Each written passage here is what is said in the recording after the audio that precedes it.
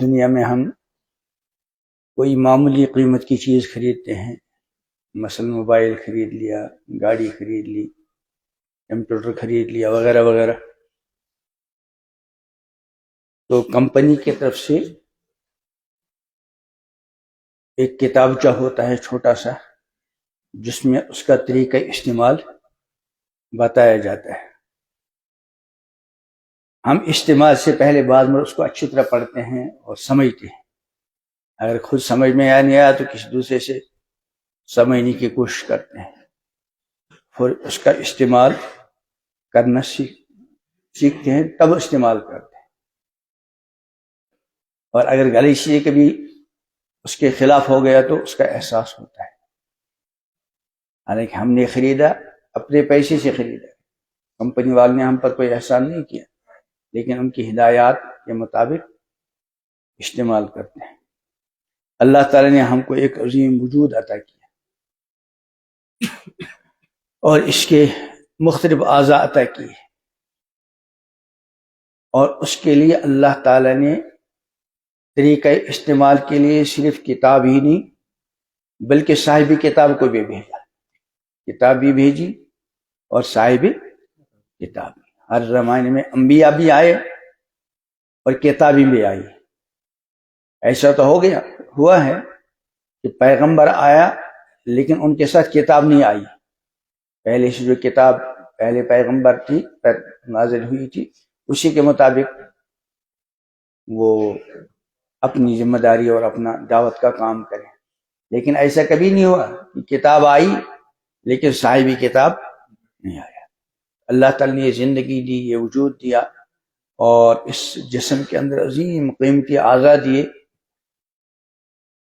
تو ان قیمتی اعضاء میں سے جو اعضاء ہمارے بظاہر اختیار میں ہے، جیسے کل عرض کیا تھا، ان کے استعمال کا طریقہ بھی بتایا، اس کے لیے کتاب بھی اتاری، اور جگہ جگہ قرآن مقدس میں مختلف اعضاء کے استعمال کے بارے میں تذکرہ ہے۔ اور ساتھ ساتھ صاحب کتاب امام الانبیاء حضرت محمد عربی صلی اللہ تعالی علیہ وسلم کو مبعوث فرمایا، اور آپ نے ہر چیز کے استعمال کو سکھلایا۔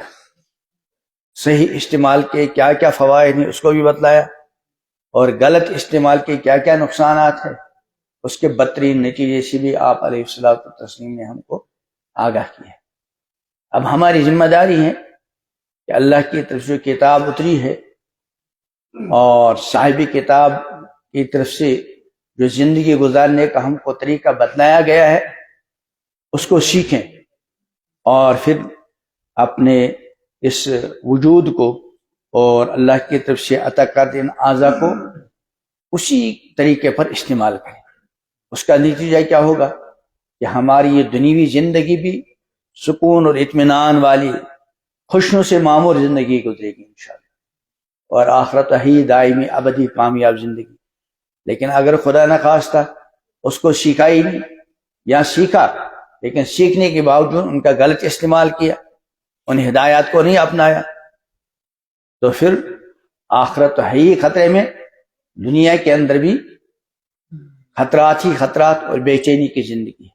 چنانچہ اللہ پاک کا ارشاد ہے، من عمل صالحا، جس نے اچھے اعمال کیے۔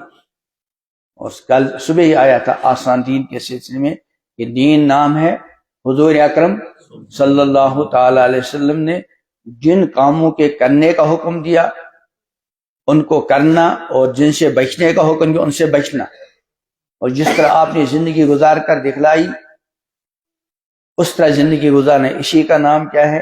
دین ہے۔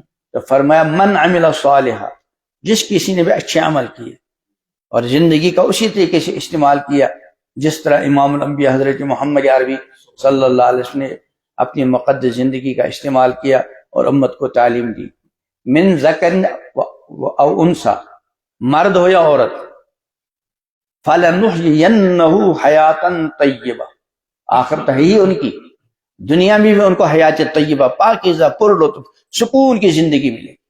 یاد رکھیں، سکون اور چین، اطمینان، مال دولت، عہدے منصب پر موقوف نہیں۔ کتنے ارب پتی بے چین، کبھی چین و سکون کی نیند بھی نہیں آتی، بعض مرتبہ 2-3 گھنٹے کی نیند کے لیے اور آرام کے لیے کئی دوائی کی گولیاں کھانی پڑتی ہیں، پھر بھی آرام کی نیند نہیں آتی۔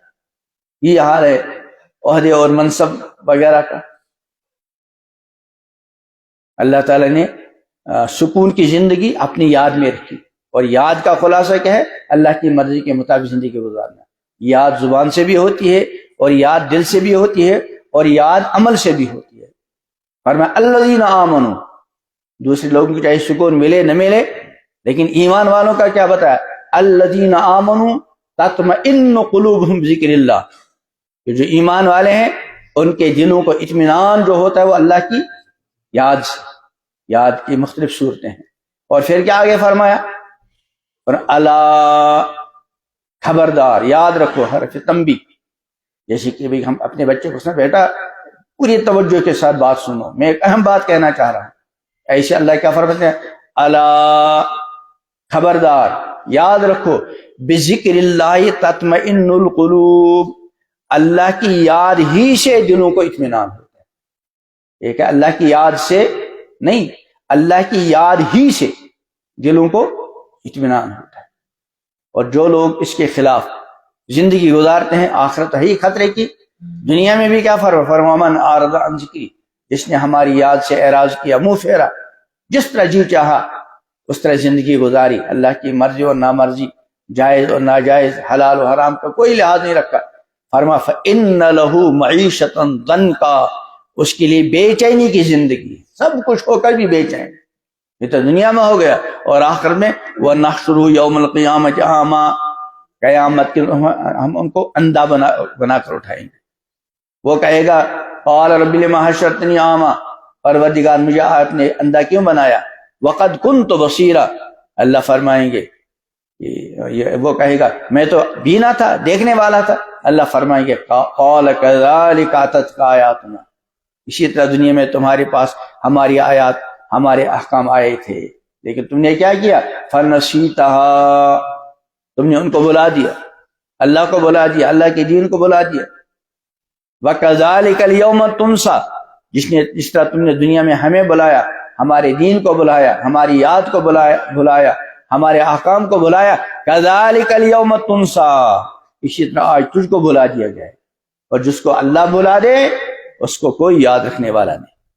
انبیاء کی شفاعت برحق ہے، علماء بزرگوں کی شفاعت برحق ہے، لیکن جس کو اللہ بلا دے اس کے لیے کوئی شفاعت نہیں۔ مَنْ ذَا الَّذِي يَشْفَعُ عِنْدَهُ إِلَّا بِإِذْنِهِ، کون ہے جو اللہ کی بارگاہ میں اس کی اجازت کے بغیر سفارش کر سکتا؟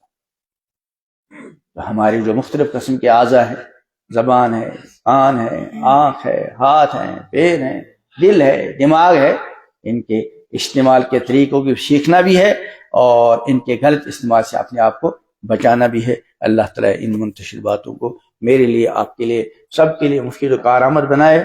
اللہ تعالیٰ کی دی ہوئی ان عظیم نعمتوں کا صحیح احساس عطا کرے، ان کی قدردانی کی توفیق عطا کرے، ان کے صحیح استعمال کی توفیق دے، ان کے غلط استعمال سے اللہ ہماری حفاظت فرمائے، اور اب تک جو کچھ اس کے خلاف ہوا ہے اللہ تعالیٰ معاف کرے، اور پکی سچی توبہ عطا کرے۔ اللہ تعالیٰ ہمارے روزوں کو قبول کرے، نمازوں کو قبول کرے، راتوں کے قیام کو قبول کرے۔